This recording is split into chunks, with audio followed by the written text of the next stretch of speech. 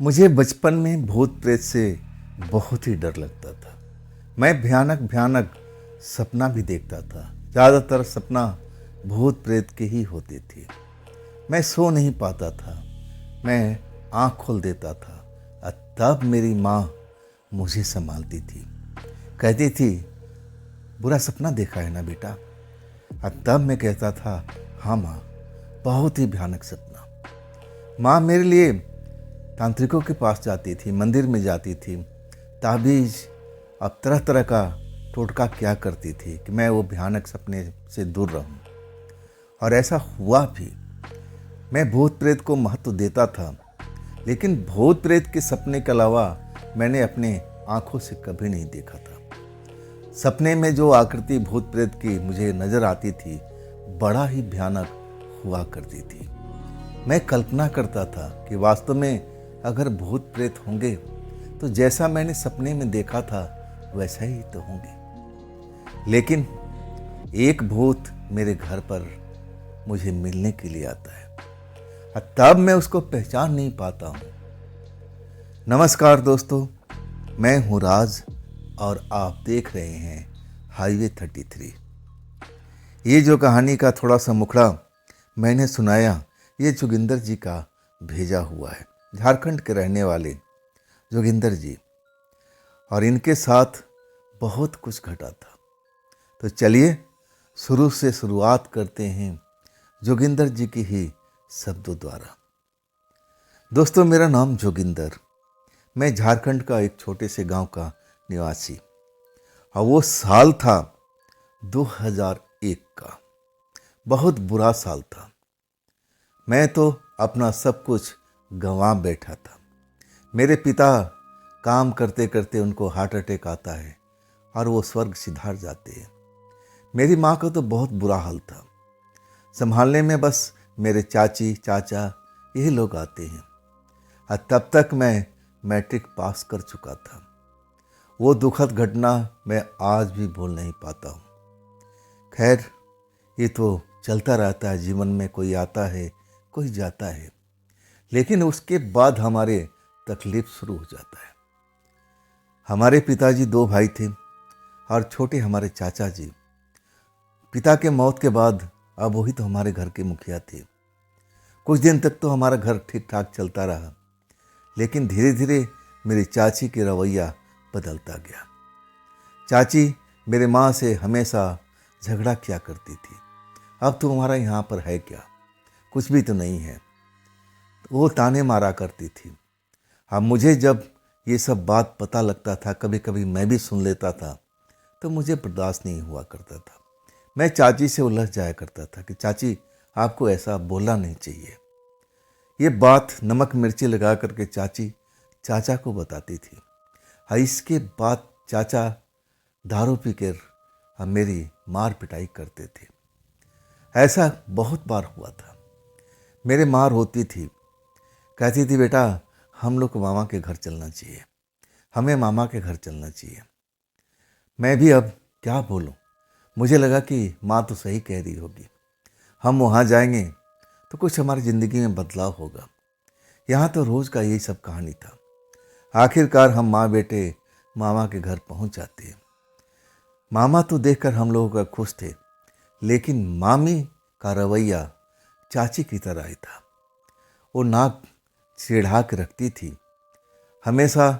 अब वो कुछ बुरा भला अपने मुंह में बुदबुदाती रहती थी। पहले क्या कम हमारे खर्चे थे, ये 2-2 लोग अब आ गए, अब कैसे घर का।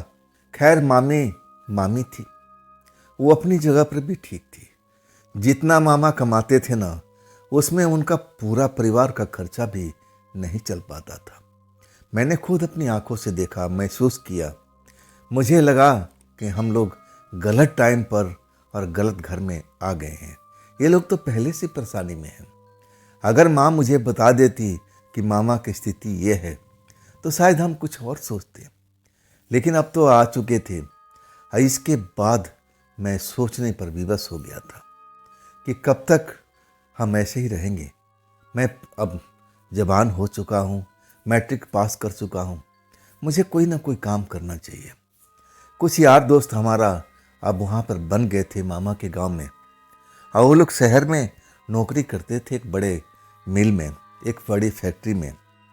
मैं उनसे मिलता हूँ, तब कहते हैं कोई बात नहीं जोगिंदर, जब तुझे आना हो ना तब वहाँ पर पहुँच जाना उस शहर में। वो बहुत ही नामी मिल है, वहाँ पर पहुँचने में तुम्हें कोई दिक्कत नहीं होगी। वहाँ पहुँचकर हम तुम्हें मिल जाएंगे, वहाँ पर पता कर लेना और हम तुम्हें कहीं न कहीं पर मिल जाएंगे। लेकिन मैं उस जगह पर जाना नहीं चाहता था, मेरा इरादा कुछ और था। लेकिन सपने सारे के सारे धरे रह गए थे। जब दुख तकलीफ मामा के घर में जब मामी देने लगती है, तब सब्र का बांध टूट जाता है। मैं माँ से कहता हूँ कि माँ, अब हद हो चुकी है, अब मुझे कहीं ना कहीं काम पर निकलना पड़ेगा। कब तक हम दूसरे के घर पर रोटी तोड़ते रहेंगे और उनकी बात को सुनते रहेंगे? आप बर्दाश्त कर सकती हो, लेकिन मैं नहीं। माँ रोकना चाहती थी कि मत जा बेटा, अभी इतना बड़ा नहीं हुआ है, कहीं आज तक बाहर निकला नहीं है, अभी रुक जा, समय आने दे, सबका समय बदलता है, हमारा भी बदलेगा। लेकिन मैं कहता हूँ माँ, तब तक देर हो जाएगी, मुझे जाने दे। माँ के पास में कुछ थोड़े मोड़े पैसे थे और वही पैसा मुझे देती है और कहती है बेटा उस शहर तक पहुँच जाएगा ना। तब मैं कहता हूँ माँ, मैं पढ़ा लिखा हूँ, मैट्रिक पास हूँ, मैं पहुँच जाऊँगा अपने दोस्तों के पास में। उन्होंने मुझे आश्वासन दिया है कि मुझे उस मिल में नौकरी दिला देंगे। आखिरकार मैं अपने सपने में रंग भरता हूँ, उड़ान भरता हूँ और उस शहर में पहुँच जाता हूँ। वहाँ पहुँचने के बाद जब मैं अपने मित्रों को ढूंढने लगता हूँ, मुझे मित्र मिलते नहीं है। इतनी बड़ी फैक्ट्री थी, मैं तो बस देख करके हैरान रह गया था। बड़ी बड़ी चिमनी लगी हुई, धुआं निकल रहा था। मैं तो होश मेरा उड़ चुका था, इतनी बड़ी फैक्ट्री। जब मैं वहाँ पर निराशा में डूब चुका था, जब मेरे दोस्त मुझे नहीं मिलते हैं, मैं चौकीदार से मिलता हूँ, लोगों से बात करता हूँ, तब कहते हैं भाई इस नाम के तो ना जाने इस फैक्ट्री में कितने लोग हैं, सबका अलग अलग डिपार्टमेंट है।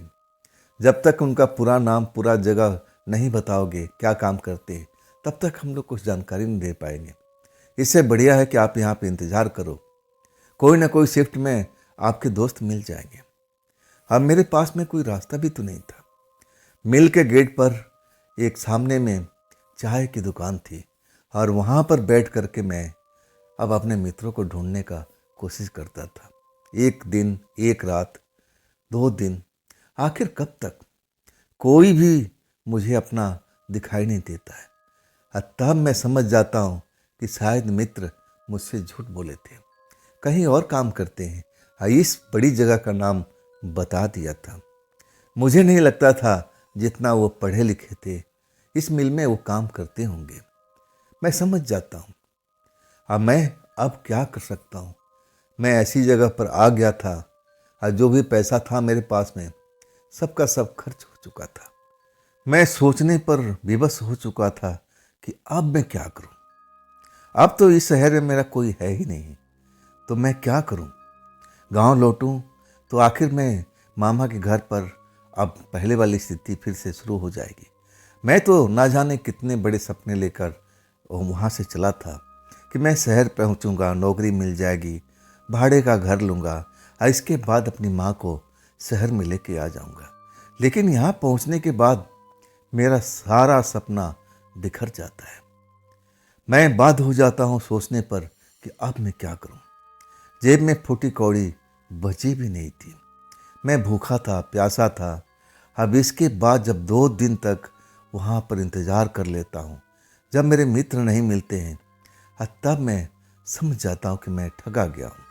मित्र झूठ बोलते थे, लेकिन अब मैं उनको दोष नहीं दे सकता था। मैं अब क्या करूं यही सोच करके घबरा जाता हूँ। इतने बड़े शहर में मेरा तो कोई जानने वाला था ही नहीं। और इसके बाद पैदल पैदल अब एक रोड पर निकल जाता हूँ। शाम का वक्त हो रहा था, भूख भी लग रही थी, चलने का इच्छा नहीं हो रहा था, पेट में मीठा मीठा दर्द भी हो रहा था। ये दर्द हो रहा था भूख की वजह से। तब मुझे एक छोटा सा ढाबा जैसा नज़र आता है। वहाँ पर एक बूढ़ा, एक बूढ़ी और छोटा सा ही बर्तन भाड़ा ले करके और कुछ खाना वाना बना करके बेचते थे। मैं वहाँ पहुँच जाता हूँ। मैं जा करके उनसे अपनी सब विपदा बता देता हूँ कि देखिए, मैं दूर का रहने वाला हूँ, मेरे साथ में ऐसी ऐसी कहानी बन गई है, मैं भूखा हूँ, पहले आप मुझे थोड़ा सा भोजन करा दीजिए। बड़े ही दयालु लोग थे। वो बूढ़ा बूढ़ी मेरी बात को समझ जाते हैं। कहते हैं, बेटा आराम से बैठ जाओ, हाथ मुंह धो लो और हम तुम्हारे लिए कुछ न कुछ खाने को देते हैं। जब जाकर पेट में अन्न जाता है ना, तब मेरा अब जो मन है शांत होता है। मैं बूढ़ा बूढ़ी को बहुत शुक्रिया अदा करता हूँ कि आपने मुझे सही वक्त पर मुझे भोजन दे दिया। मैं उनको बार बार धन्यवाद करता हूँ। तब वो लोग बोलते हैं, बेटा अब क्या करोगे?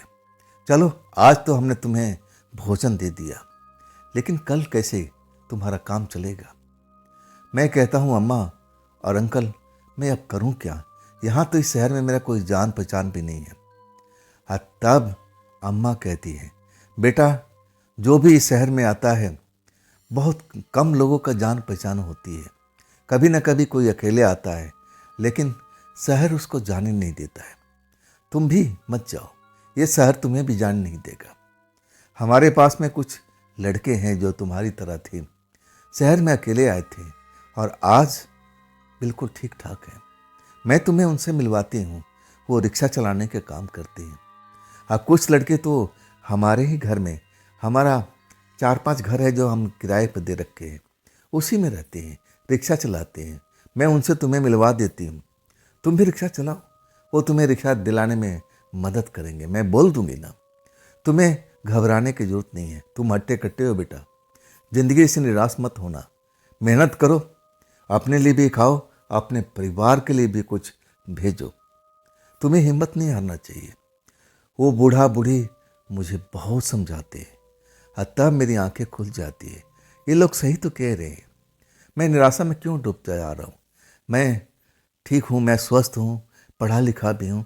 चलो, मुझे ऐसा कोई जॉब नहीं मिल रहा है, लेकिन मेहनत तो मैं कर सकता हूँ ना।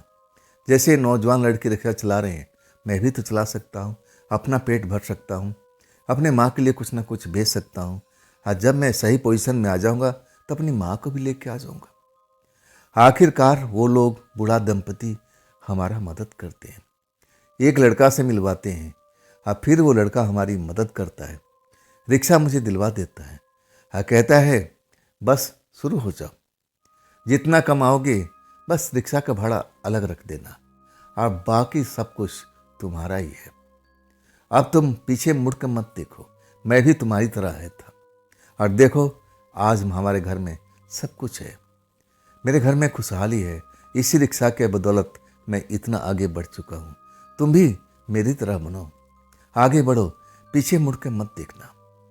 मैं भी अब शुरू हो जाता हूँ, लेकिन मेरे पास में अभी घर नहीं था। रिक्शा तो मैं ले लेता हूँ और दिन भर चलाता हूँ, और जब रात हो जाती है उसी अम्मा के गेट पर खड़ा कर देता हूँ। वहीं पर अम्मा के पास मैं भोजन वगैरह करता हूँ, पैसा देता हूँ।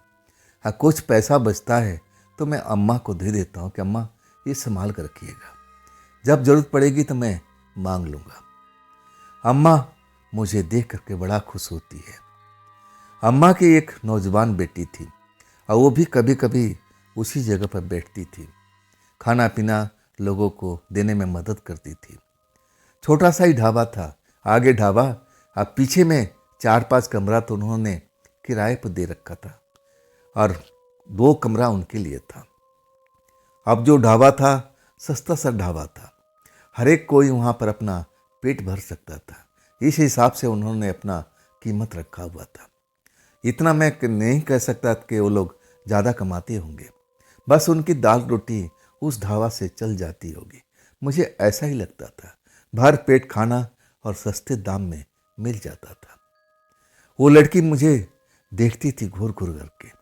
जब वो देखती थी ना तो मैं भी कभी देख करके मुस्कुरा दिया करता था। इस तरह हमारा वहाँ पर आना जाना तो लगा ही रहता था। रात को मैं लौटता था, रिक्शा लेकर के रिक्शा खड़ा करता था। इसके बाद जब अम्मा का ढाबा बंद हो जाता था तो मैं उसी ढाबे के बाहर एक पुराना तख्त था, उसी पर लेट जाया करता था।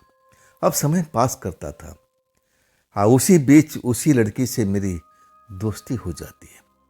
लेकिन ऐसा नहीं था कि उससे मैं प्यार करने लगा था, बस एक दोस्ती की तरफ थी।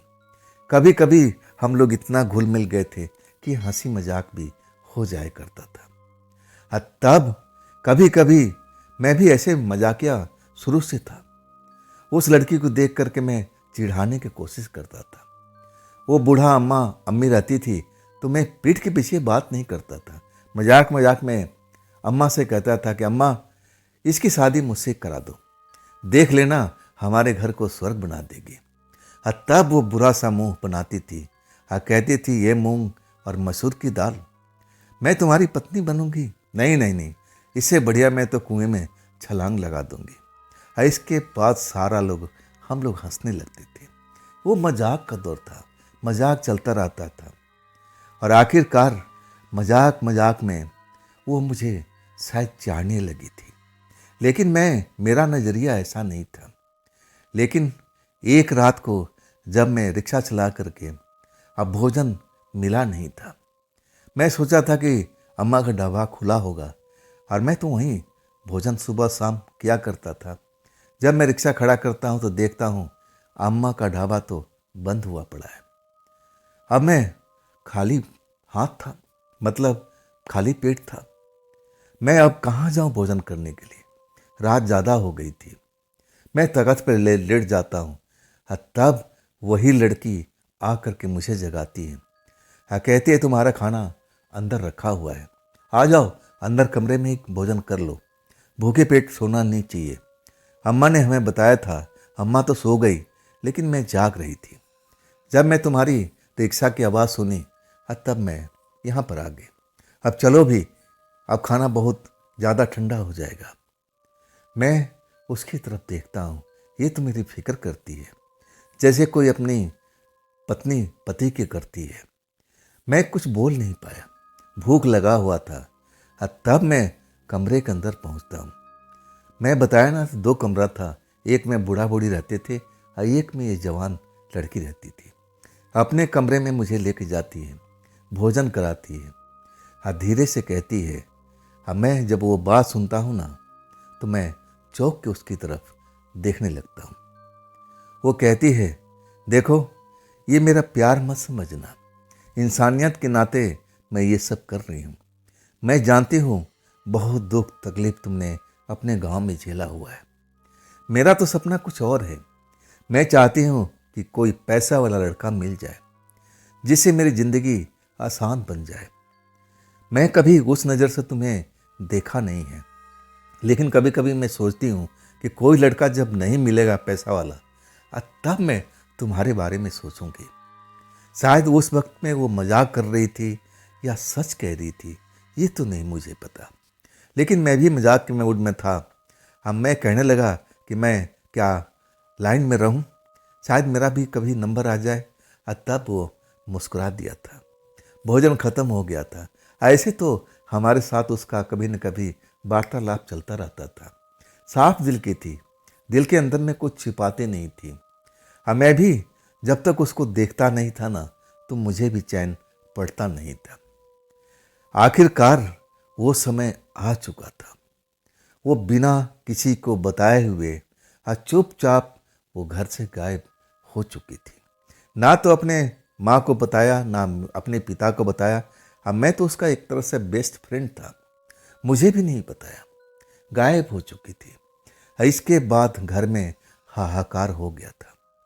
माँ और बाबूजी उनके मुझसे पूछते थे कि बेटा तुम तो उसके दोस्त थे, तुम्हें कुछ बताती थी, कहाँ जाएगी क्या करेगी। तब मैं कुछ बोल नहीं पाया था। मैं इतना ज़रूर बोला था कि देखिए अंकल जी, उसके सपने बड़े थे। वो कई बार मुझसे जिक्र की थी, आपके सामने भी किया था कि मैं ऐसे लड़के को चुनना पसंद करूंगी जो पैसे वाला होगा। शायद कोई मित्र मिल गया होगा और आपको बिना बताए चली गई होगी। ढूंढने के तो वो लोग बहुत कोशिश करते हैं और मैं भी उनका साथ देता हूँ कि कहीं न कहीं तो मिल जाएगी। लेकिन 2 महीना बीत चुका था, उसका कहीं अता पता नहीं चलता। तब वो लोग अपने आप को संभाल लेते। मैं जानता था कि वो लोग रोते नहीं थे, लेकिन अंदर में उनकी आत्मा कराहती थी। इतना वो प्यार अपना बेटी से करते थे। और वो कहते थे कि देखो, ये छोटा मोटा सब कुछ, घर द्वार सब कुछ तो मरने के बाद उसी का था। कम से कम शादी करती, मुझे बताती, अगर हम लोग मना करते तब तो भागती। ऐसा क्या हुआ था कि वो बिना बताए हुए रात को गायब हो जाती है। आखिरकार मेरा भी मन बेचैन रहता है। मैं तो जब तक उसको देखता नहीं था, मेरा दिन का शुरुआत नहीं होता था। वो लोग तो माँ बाप थे, अपने कलेजे पर पत्थर रख कर के ना जाने कैसे वो सब काम कर रहे थे। अब तो उनको कोई देखने वाला भी नहीं था। वो लोग हमेशा उदास रहते थे, लेकिन किसी को पता नहीं लगने देते थे। ऐसे अब चलने लगता है। आखिरकार एक टाइम जब आता है, जब बरसात का मौसम शुरुआत हो जाता है। एक घर खाली हो चुका था, किराएदार जा चुका था। तब अम्मा कहती है, अरे बेटा, अब तो मौसम बरसात का शुरू हो गया है, कब तक बाहर बारिश में भीगता रहेगा। इससे बढ़िया है कि हमारा घर खाली हो चुका है, तू ले ले उसको। अब तेरे पास क्या कमी है? बहुत सारा पैसा तो मेरे पास में जमा कर रखा है। इन पैसों को क्या करेगा? जब गांव जाएगा तब जाएगा। कुछ पैसे इनमें से खर्च कर ले, हमारा भी काम चल जाएगा। आज तुझे रहने के लिए सही जगह भी मिल जाएगी। अम्मा को बात को मैं मान लेता हूँ। जो कमरा खाली हुआ था, अब मैं अपना कब्जा जमा लेता हूँ। अब क्या था, अब तो रहने के लिए मौज हो गई थी। जब भी आओ जाओ, कोई परवाह नहीं था। खाना तो मैं अब अम्मा के डब्बा भी नहीं खाता था। मैं दूर का खाना, अब किसी और का हाथ का बना हुआ खाना मुझे स्वाद नहीं आता, एक आदत सी बन गई थी। जब तक अम्मा का हाथ का खाना नहीं खाता था, मुझे लगता ही नहीं था कि मेरा पेट भरा हुआ है। और खाना भी गजब का बनाती थी अम्मा, मैं तो उंगलियां चाटते रह जाता था। इसके बाद समय गुजरता जाता है। मैं एक बार गांव अपना जाता हूँ, अम्मा से सारा पैसा लेकर के। अब मैं सोचा था कि मैं अपनी माँ को लेकर के आ जाऊँगा। अब तो मेरे पास रहने का सब कुछ व्यवस्था हो गया है। लेकिन जब मामा के घर पहुँचता हूँ ना, तो वहाँ पर अलग ही कुछ हिसाब किताब बना हुआ था। मामे की बेटी की शादी था और उसमें सारा परिवार उलझा हुआ था। लेकिन मुझे उससे कोई मतलब नहीं था। मामी मेरे माँ के साथ क्या करती थी, हमारे साथ में क्या करती थी, मैं तो भूला नहीं था। खैर, मैं भी अब रुक जाता हूँ। मामी का बेटी की शादी यानी मेरी बहन की शादी हो जाता है। तब मैं माँ से कहता हूँ कि देखो, अब शादी ब्याह भी हो गया, अब तो चलो तुम। माँ चलने के लिए तैयार हो जाती है, लेकिन जैसे ही मामा को खबर लगता है ना, मामा मुझसे नाराज हो जाते हैं। कहते हैं कि नहीं, मैं मानता हूँ तू शहर में रहता है, कमा भी रहा है, लेकिन मेरी बहन को अभी शहर में मत लेके जा। मुझे अब इसकी ज़रूरत है, इसको भी हमारी ज़रूरत है, तुम इसको रहने दे। मैं कहता हूँ तो उसे आग्रह करता हूँ। मैं मामी की बात सब कुछ मामा को बताता हूँ कि मामा, आपको पता नहीं है, आपके पीठ के पीछे मामी कैसा कैसा व्यवहार हम लोग के साथ में करी थी। तब कहते हैं, बेटा अब मैं क्या करूँ, तेरी मामी को भगा दूँ घर से? वो रोने लगते हैं। इसके बाद माँ को दया आ जाती है। कहती है, जोगिंदर तू जा, तू काम कर, कुछ दिन और कमा, पैसा जोड़, और फिर जब आएगा ना, तब मैं तेरे साथ में चल पड़ूंगी, लेकिन अभी जा। देख, मामा टूटे हुए हैं, अब उनकी बेटी की शादी हुई, अकेलापन महसूस कर रहे हैं। मैं उनके साथ में रहूंगी, उनके दुख दर्द को समझती हूँ। माँ तो अपनी जगह पर ठीक थी, लेकिन मामी का रवैया मुझे बिल्कुल भी पसंद नहीं था। आखिरकार जब माँ मुझे बताती है, तब मैं कहता हूँ कि बस अब की बार आऊँगा ना, तो कुछ ना नुकुर मत करना, हम सीधा चल पड़ेंगे। तब हंसते हुए कहती है, तू जा, हाँ मैं तैयार रहूँगी, अगली बार आएगा तो मैं तब तेरे साथ में चल पड़ूंगी, लेकिन अभी नहीं। उदास वन से मैं लौट आता हूँ। मैं अपने कमरे में दिन भर रिक्शा चलाना और इसके बाद थका मांदा, और कभी कभी मैं गलत सोहबत में पड़ भी गया था। कुछ ऐसा नशा पानी करने लगा था। आखिरकार वो आदत पड़ चुकी थी मुझे। जब तक शाम को एक पौआ नहीं मारता था तब तक तो मुझे नींद आती नहीं थी। शरीर में दर्द महसूस होता रहता था। दिन भर रिक्शा चलाना मजाक की बात नहीं थी। पैसा कमाना हो तो इतना मेहनत तो करना ही पड़ेगा। जब मैं शाम को रात को लौटता था पूरा शरीर दर्द से बेचैन रहता था। आखिरकार एक पौआ पीने के बाद फिर अम्मा का हाथ का भोजन करना और इसके बाद घोड़ी बेच करके सो जाना। वो लड़की अब जो जिसे मैं प्यार करता था वो मुझसे करती थी कि नहीं करती थी, मैं अब उसको भूल चुका था। अम्मा भूली या नहीं भूली थी मैं नहीं जानता था, लेकिन मेरे दिलो दिमाग से वो लड़की निकल चुकी थी। वो भी बरसात की रात थी। मैं आराम से मस्ती में सोया हुआ था, पौआ चढ़ा करके। दरवाज़ा बजता है, खट खट खट खट। मैं तो उस टाइम सपने में डूबा हुआ था। ना जाने कैसे कैसे मैं सपने देख रहा था और ऐसा सपना देखना मुझे अच्छा लगता था और मैं ध्यान नहीं देता हूँ। मुझे लगता है कि इस सपने में कोई ना कोई आवाज़ आ रही है। बार बार दरवाज़ा जैसे कोई पीट रहा है। आखिरकार मेरी नींद खुलती है। मैं उठ के बैठ जाता हूँ। अभी भी मैं सपने का नशे में था। मुझे लगा कि मैं उसी सपने में हूँ, लेकिन ये सपना नहीं था। दरवाज़ा वाकई बज रहा था, जोर जोर से जैसे कोई पीट रहा था। मैं उठता हूँ और जाके दरवाज़ा खोलता हूँ और जो देखता हूँ ना तो मैं देखता ही रह जाता हूँ। ये तो अम्मा की बेटी थी, वही जो भाग गई थी रात को बिना बताए हुए। वैसे ही कपड़ों में, बिल्कुल वही रंग रूप, वही चेहरा, कोई भी बदलाव नहीं था। मुझे देख के मुस्कुराती है, कहती है मैं इतने देर से दरवाज़ा पीट रही हूँ, तुम खोल क्यों नहीं रहे। मैं उसको बस देखता जाता हूँ। मैं कुछ बोलना चाहता हूँ लेकिन आवाज़ निकलती ही नहीं है। आखिरकार मैं बोल पड़ता हूँ, तुम तो भाग गई थी बिना बताए, कैसे लौट आई। अम्मा को पता है, तब मुझे धकेलती है। मैं अंदर आ जाता हूँ, दरवाज़ा बंद करती है। कहती है बिल्कुल नहीं, अम्मा को मालूम भी नहीं होना चाहिए, अम्मा को पता भी नहीं होना चाहिए कि मैं यहाँ पर आई हूँ। मैं उसकी तरफ देखता हूँ, वो मेरी तरफ देखती है। एक दूसरे को हम समझने की कोशिश करते हैं। आखिरकार मैं बोल पड़ता हूँ, क्या अपने पति को छोड़ करके आ गई है क्या। तब वो मुस्कुराती है। मुस्कुराहट में मैं जानता था उस टाइम ना जाने उसके चेहरे पर ऐसा चमक आया था जो मैं देख करके हैरान रह गया था।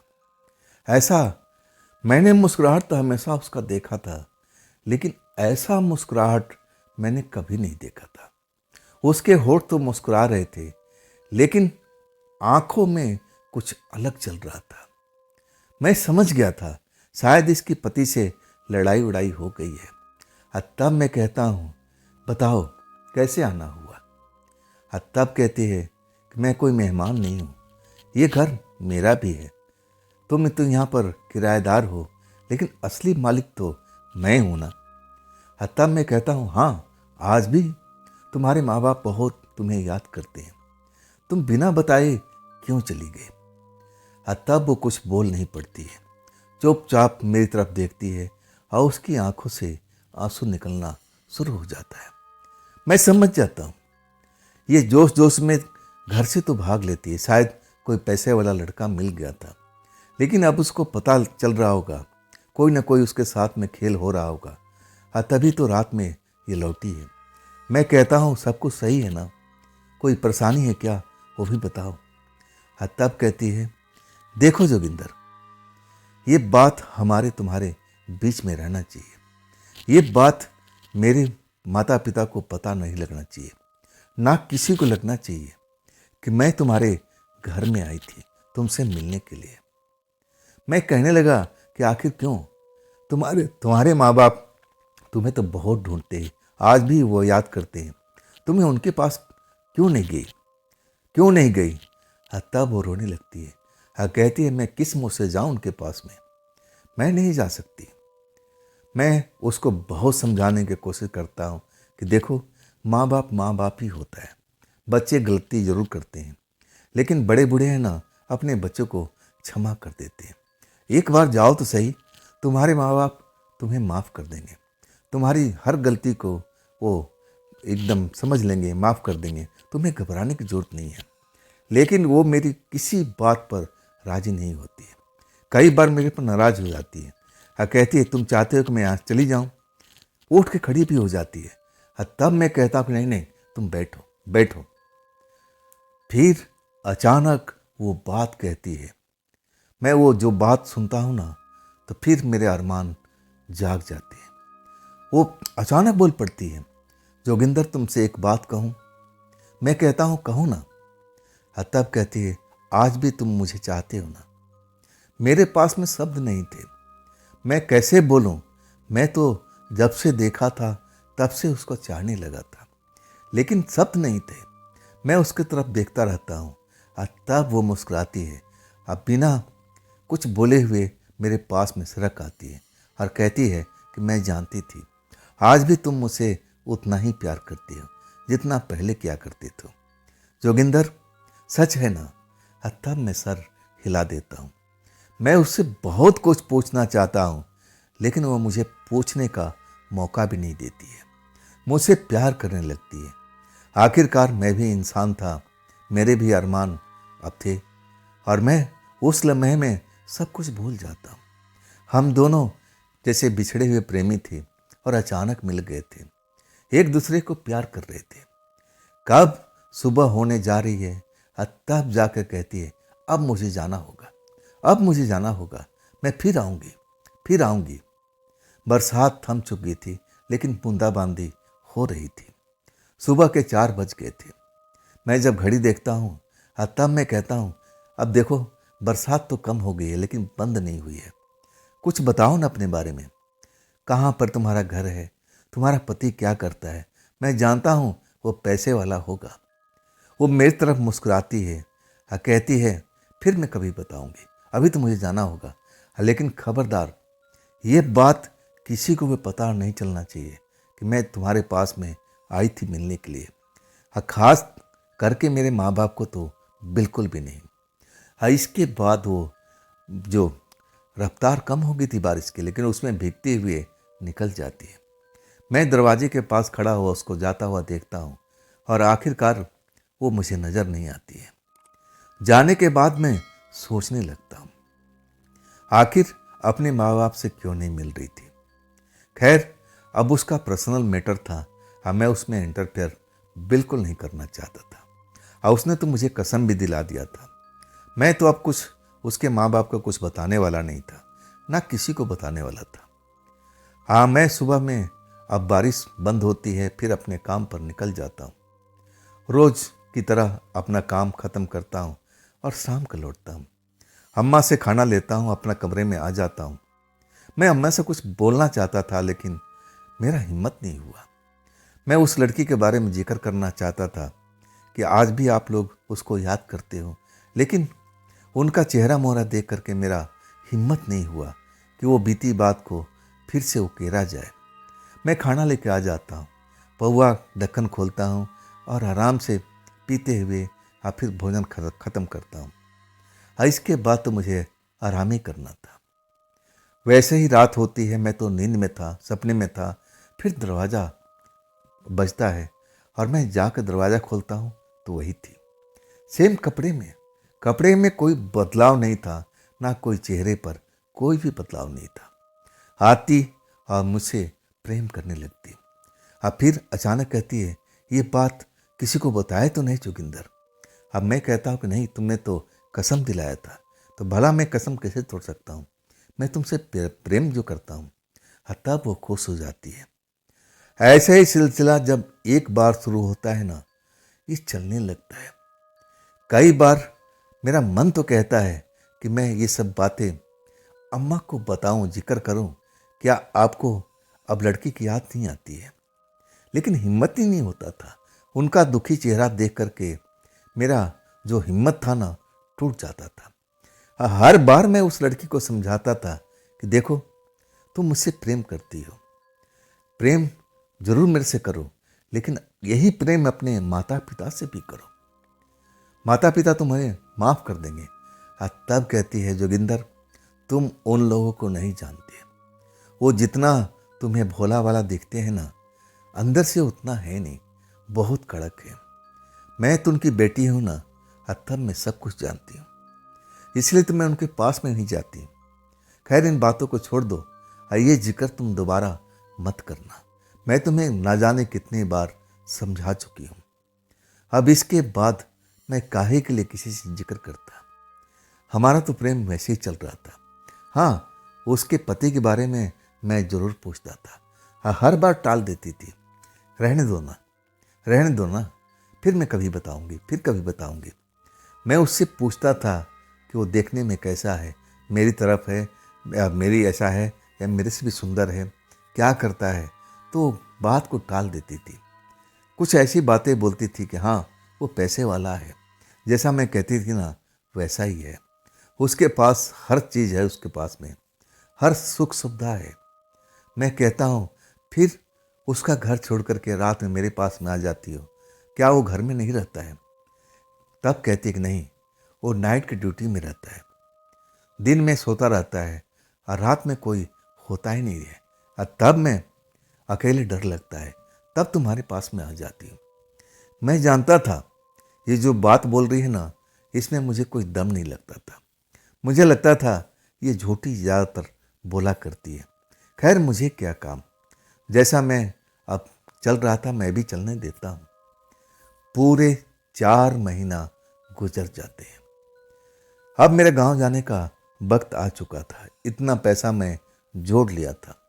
इस बार तो अपने माँ को मैं लेके आने वाला था। जब ये बात उस लड़की को कैसे मालूम हो जाता है, अब मैं तो बताया भी नहीं था, मैंने कोई जिक्र भी नहीं किया था कि मैं कल गांव की ट्रेन पकड़ने जा रहा हूँ।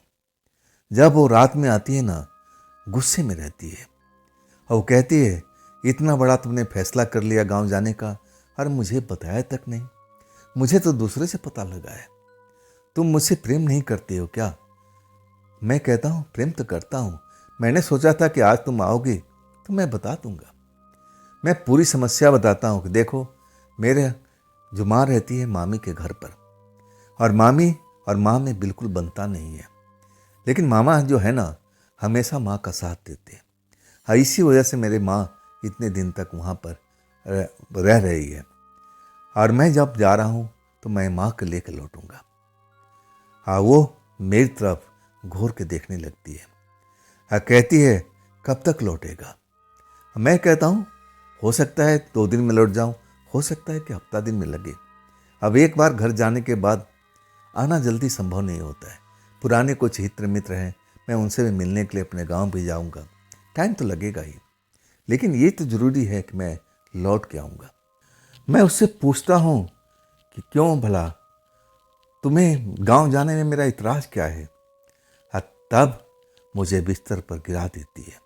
हाँ, कहती है तुम मुझे छोड़ करके ऐसे नहीं जा सकते, मैं तुम्हें जाने नहीं दूंगी। मैं कहता हूँ कि देखो तुम मेरी कोई पत्नी हो नहीं, तुम शादीशुदा हो, तुम्हारा पति है, तुम्हारा घर बार है, तुम मुझसे प्रेम करने के लिए आती हो। मैं मानता हूँ कि मैं भी तुमसे प्रेम करता हूँ, लेकिन मुझे गांव तो जाना पड़ेगा, अपनी माँ को लेके आना है। तब कहती है कि मुझे तुम प्रेम करते हो ना? मैं कहता हूँ हाँ करता हूँ मैं। तब कहती है कि देखो मैं बहुत परेशानी में फंसी हुई हूँ, तुम मुझे परेशानी में छोड़ करके नहीं जा सकते। मैं कहता हूँ कि अरे भाई कैसा परेशानी, तुमने आज तक बताया नहीं, मैं तो तुम्हें बार बार पूछता था, कोई दिक्कत कोई परेशानी, पति में आपस में कोई लड़ाई झगड़ा है, तुम कुछ भी तो नहीं बताती हो। तो जब तक नहीं बताओगी मैं तुम्हारी मदद कैसे करूँगा? कुछ देर के लिए खामोश हो जाती है। फिर जब मैं उसकी तरफ देखता हूँ तो उसके आंसू निकल रहे थे। मैं पूछता हूँ क्यों रो रही हो, कुछ बताओगी तब ना, तब मैं तुम्हारी मदद कर सकता हूँ ना। तब कहती है कि हाँ मैं बता रही हूँ, और मैं जानती हूँ मैं बताऊँगी ना तो तुम विश्वास नहीं करोगे। मैं बताना तो शुरू से ही चाहती थी, लेकिन डर लगता था तुम ये बात को मानोगे या नहीं मानोगे। मैं कहता हूँ देखो मैं तुम्हें प्रेम किया है, प्यार किया है, मैं तुम्हारी बात पर यकीन जरूर करूँगा। अब बताओ भी तब जा कर के वो बताना शुरू करती है। कहती है, जोगिंदर मैं कहाँ से शुरू करूँ, मुझे अब सही रास्ता नज़र नहीं आ रहा है। मैं कब से शुरू करूँ ये बात को कुछ भी समझ नहीं आ रहा है। तब मैं कहता हूँ कि जहाँ से तुम्हें याद है वहीं से शुरू हो जाओ। मैं कड़ियाँ जोड़ लूँगा, लेकिन तुम शुरुआत तो करो। तब कहती है, जोगिंदर तुम बार बार मजाक करते थे ना कि मुझसे शादी कर लो, मुझसे शादी कर लो। उस टाइम मैं एक लड़के से प्रेम कर रही थी। लड़का मोटरसाइकिल से आता था, देखने में पैसा वाला भी लगता था। मैं उस पर लट्टू हो गई थी और वो भी मुझ पर लट्टू हो गया था। हम कभी मौका देख करके आपस में दिन के टाइम मिला करते थे, कस्में खाते थे, हम शादी के सपने देखा करते थे। मैं उससे पूछती थी कि तुम्हारे परिवार कहाँ है, तुम अपने परिवार से मुझे मिलाओ। तब कहता था कि हमारा परिवार तो गांव में रहता है, मैं यहाँ पर एक मिल में काम करता हूँ, मैं सुपरवाइज़र हूँ, मैं इतनी सैलरी कमाता हूँ, ठाट बाट से रहता हूँ अकेले। मैं उसके प्यार में बहुत बुरी तरह से घिर चुकी थी। मुझे लगा कि ऐसा लड़का तो ढूंढने से नहीं मिलेगा। जैसा लड़का मैं सपने में देखा करती थी वैसा ही लड़का तो मुझसे प्यार करने लगा था। और आखिरकार तुम बीच बीच में टोका करते थे ना, अब मैं इसलिए जवाब देती थी कि मैं करूँगी तो पैसे वाले लड़के से शादी करूँगी, तुम्हारे साथ नहीं करूँगी। हाँ, इसके बाद वो रात भी आती है जब हम लोग प्लान बना चुके थे। वो लड़का ये नहीं चाहता था कि हम लोग जा कर के और आपस में अब एक दूसरे को मिल कर के अपने परिवार में सहमति से शादी कर लें। वो कहता है नहीं, हम भाग चलते हैं। लेकिन मैं उसको समझाने की बहुत कोशिश किया था कि तुम मेरे माँ बाप से बात कर लो, वो शादी के लिए राजी हो जाएंगे। और तब कहता है कि नहीं, मुझे डर लगता है, मैं इतना हिम्मत नहीं कर बैठूंगा। अगर तुम्हें मेरे साथ में शादी करना है तो तुम्हें मेरे साथ भागना ही होगा। आखिरकार मैं उसके प्यार में इतनी जकड़ी हुई थी, मैं कोई अब ऐसा फैसला नहीं ले पाती हूँ, उलझन में घिरी रहती हूँ। तब वो मुझे अब वही राह दिखाता है, देखो हम लोग के पास में अब यही रास्ता बचा हुआ है। अगर मैं तुम्हारे माँ बाप के पास जाऊँगा, मैं जानता हूँ वो मुझसे शादी नहीं करेंगे। वो लोग जाति धर्म हर चीज़ में विश्वास करते हैं, ये ऐसा कर नहीं पाएंगे। इससे बेहतर है कि तुम मेरे साथ में भाग चलो। और आखिरकार मैं गलत रास्ता चुन लेती हूँ, उसके साथ भाग खड़ी होती हूँ। घर पहुँचने पर जैसा बताया था वैसा ही निकला था। उसके घर में हर एक सुख सुविधा मौजूद था, मुझे प्यार भी करता था, अपनी पत्नी की तरह मुझे रखने लगा था। लेकिन गुस्से वाला बहुत था, जरा सी मुझसे कोई गलती होती थी ना तो मार पिटाई पर उतार हो जाता था, मुझे मारता भी पीटता था।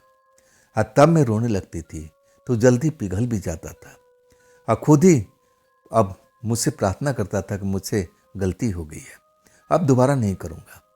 कभी कभी उस पर दया भी आती थी, ऐसा ही था वो।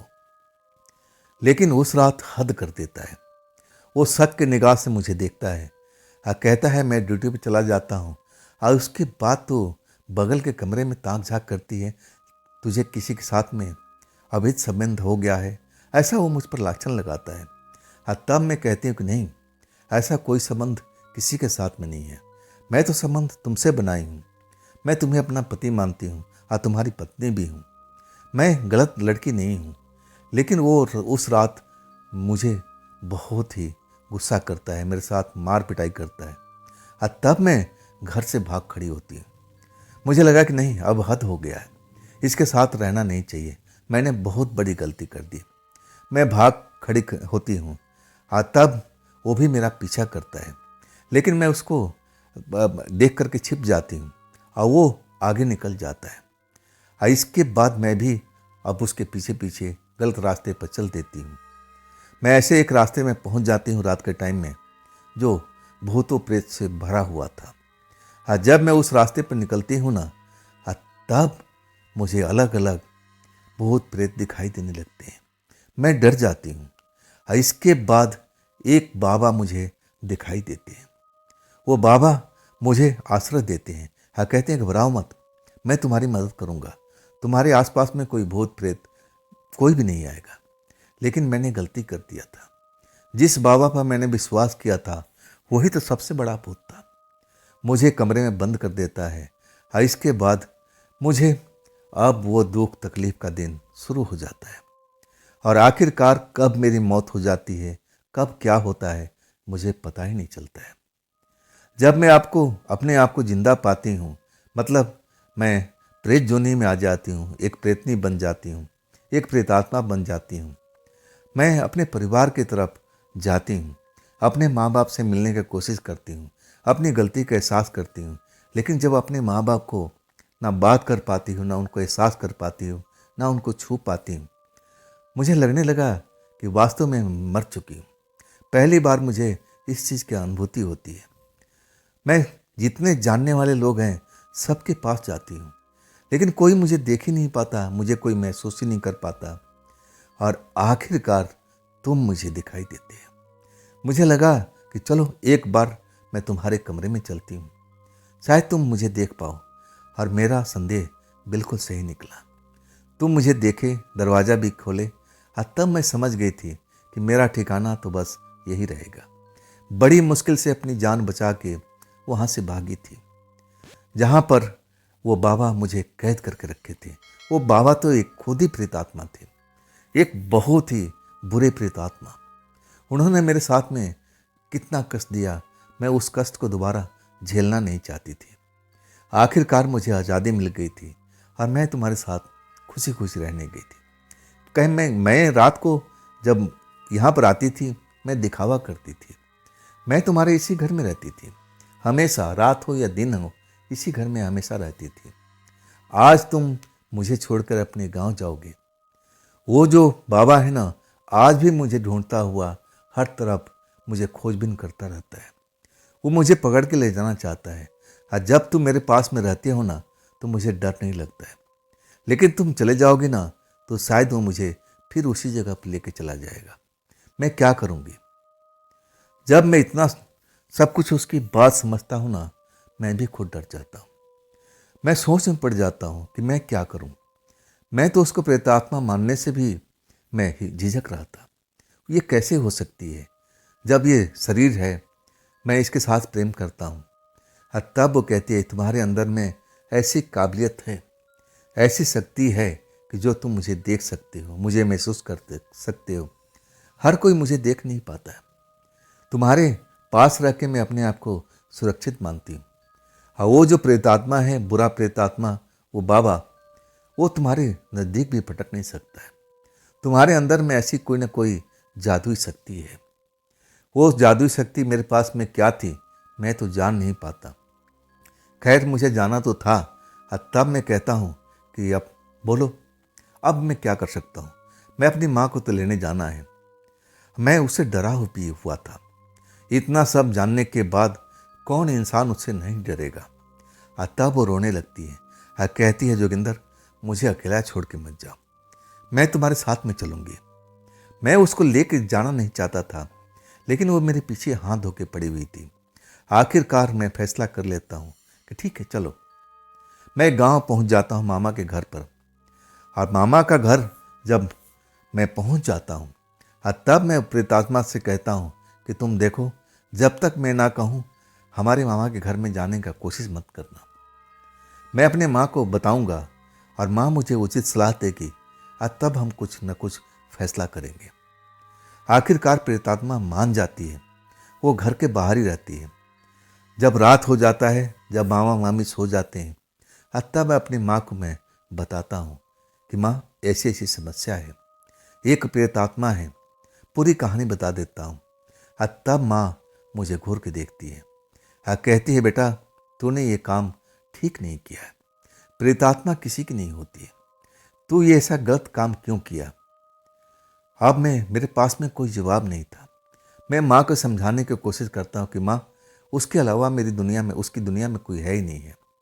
पूरी कहानी फिर से बताता हूँ कि माँ, अगर मेरी जगह आप होती तो क्या आप उसकी सुरक्षा नहीं करती? माँ सोचने पे विवश हो गई थी। आप फिर कहने लगी कि कल तो हमें फिर निकल चलना चाहिए।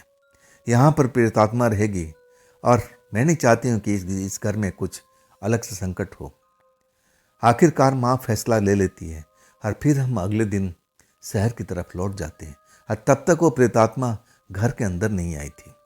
मैंने जो फैसला लिया था ना, बिल्कुल सही नहीं लिया था, क्योंकि मेरी माँ बताती थी इस घर में ऐसा कोई देव स्थान है, जो घर के जो देवता लोग होते हैं वो रहते हैं। अगर वो प्रेतात्मा घर में प्रवेश करती ना, तो उस घर में खलबली मच जाती। ऐसा बिल्कुल होने वाला था। माँ मुझे सब कुछ बताई थी कि देखो, इस मामा के घर में यहाँ पर कोई भी भूत प्रेत आत्मा प्रवेश नहीं कर सकता है, क्योंकि यहाँ पर हमारे कुल देवता रहते हैं। कोई भी प्रेतात्मा इस घर में आएगी और उसके साथ पूरा हो जाएगा। मैंने अच्छा फैसला लिया था और इसके बाद हम लोग अब उसी शहर में लौट आते हैं। अब मेरी माँ भी जानती थी कि प्रेतात्मा हमारे पास में रहती है, लेकिन माँ ने उसको कभी देखा नहीं था, ना माँ के सामने वो कभी आई थी। और ऐसा करते करते 6 महीना और बीत चुका था, मतलब 1 साल के आसपास हो गया था। कभी कभी मैं जिक्र करता था ढाबा पर बैठ करके चाय पीते हुए कि अम्मा, आपको अपने बेटी की याद आती है कि नहीं। और तब वो मुझ पर बरस पड़ती थी, उस कलमोही के नाम छोड़ दो, कभी दोबारा उसके जिक्र मेरे सामने मत करना। जिस दिन मेरे घर से गई, समझ लो वो मर चुकी है। मैं कहता हूँ कि अगर वो लौट के आ जाए, तब आप उसको रखोगी अपने पास में। अम्मा भड़क जाती है, कहती नहीं बेटा, ऐसा संभव ही नहीं है, अब तो हमारे लिए मर चुकी है। बहुत गुस्सा था अम्मा के अंदर भरा हुआ, और वैसा ही गुस्सा अंकल के पास मैंने महसूस किया था। मेरी हिम्मत नहीं होती थी कि मैं ये सब बात बताऊं, उनके दिल में ना जाने क्या गुजरती। आखिरकार एक रात जैसे ही वो आती है और फिर मेरे से कुछ बातचीत करती है, और तब वो डर जाती है। कहती है वो आ गया है, आसपास में है, अब लगता है कि तुम भी मुझे बचा नहीं पाओगे। इतनी भयभीत हो जाती है। मैं अपनी माँ से कहता हूँ, माँ को दिखाई नहीं देती थी। मैं माँ से कहता हूँ कि देखो, ये प्रेतात्मा ऐसे बोल रही है, क्या करना चाहिए। माँ कहती है कि देखो, अब मैं इसमें कुछ बोल नहीं सकती हूँ, हमारे पास में कोई तंत्र मंत्र है नहीं, ये तुम्हारा सुरक्षा कवच था, इसी के अंदर में वो रहती थी। शायद वो सुरक्षा कवच जो है पुराना हो गया है, हम उस बाबा के पास पहुंच नहीं पाए। ये जो तुम गले में तावीज़ पहने हो ना, सब इसी का असर है, इसी की वजह से सब कुछ आप ये तुम देख रहे हो, महसूस कर रहे हो। और ये लड़की भी तुम्हारे पास सुरक्षा की भावना से रहती है, लेकिन अब शायद ये पुराना हो गया है, अब इसका असर कम हो चुका है, हम इस टाइम कुछ नहीं कर पाएंगे। लड़की इतनी डर जाती है, खौफ में भर जाती है। मैं कहता हूँ तुम कहीं मत भागो, तुम मेरे पास ही रहो। और तब कहती है कि तुम भी नुकसान में आ जाओगे, बहुत गुस्से में है, बहुत गुस्से में है, मैं देख रही हूँ उसको। और आखिरकार कहती है, जोगिंदर मैं जा रही हूँ, अगर मैं सही सलामत रहूँगी तो ज़रूर तुम्हारे पास में आऊँगी। और उसके बाद जो गायब होती है ना, वो आज तक कभी भी मेरे को मिली नहीं है। हाँ, हालांकि हम उस घर में नहीं रहते, अब मैं शादीशुदा हूँ, बाल बच्चे वाला हूँ, अब मेरी माँ जिंदा भी नहीं है, लेकिन एक उम्मीद लगी रहती थी कि कभी न कभी अब हमारे पास में ज़रूर आएगी, लेकिन ऐसा कभी नहीं होता है। आज भी मैं उसको याद करता हूँ, आखिर उसके साथ में उसने क्या किया होगा। वो दुष्ट आत्मा उसके साथ में कुछ गलत कर रहा होगा, कैद कर रखा होगा, और वो आज़ादी नहीं पा रही होगी। खैर, मैं तो आज भी उसका इंतज़ार करता हूँ कि आज भी वो हमारे सामने आए। आखिरकार वो मेरी प्रेमिका थी। तो दोस्तों, ये थी आज की कहानी, जोगिंदर जी की भेजी हुई। ये कहानी आपको कैसी लगी, कमेंट में ज़रूर बताइएगा। अगर आपके पास भी ऐसे कोई अपना अनुभव है, अपनी आप बीती है, तो आप मुझे ज़रूर शेयर कीजिएगा, मेरे इंस्टाग्राम पर, मेरे व्हाट्सएप नंबर पर, मेरी मेल आईडी पर। हाँ दोस्तों, ये भी चैनल आप ही का है, तो इसको भी अपना प्यार दीजिए, लाइक कीजिए, सब्सक्राइब कीजिए, अपने दोस्तों को शेयर कीजिए, और हाई वाले बटन को ज़रूर दबाइएगा। तो दोस्तों, फिर कल मिलते हैं इसी चैनल पर और इसी टाइम पर। आप लोग अपना ख्याल रखिएगा। नमस्कार।